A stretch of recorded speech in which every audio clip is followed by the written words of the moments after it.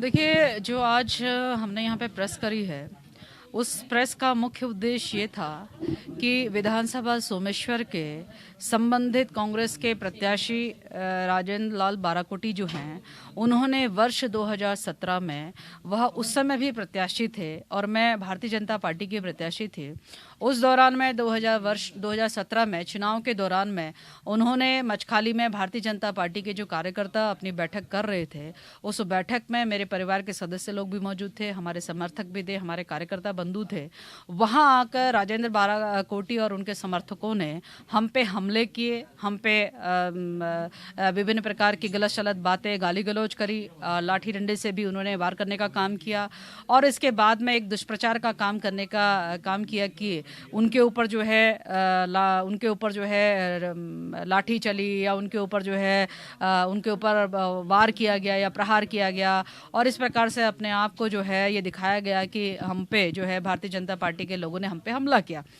मुझे इस बात का आभास हुआ, चूंकि हाँ वो घटना घटित हुई थी, तो घटित होने के बाद में उस समय 2017 में घटना घटित होने के बाद में संबंधित कांग्रेस पार्टी ने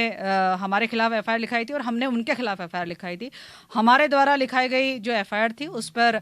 उन चार्जशीट दाखिल हो गई है और उनके द्वारा लिखाई गई एफआईआर पे जो है उस पर जो है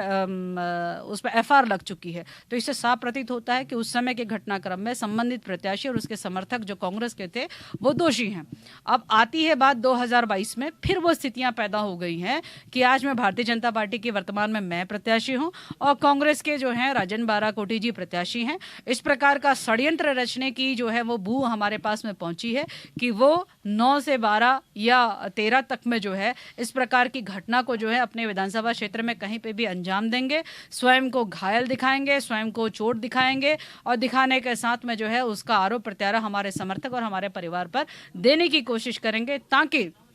एक संवेदना, एक लोगों से एक संवेदना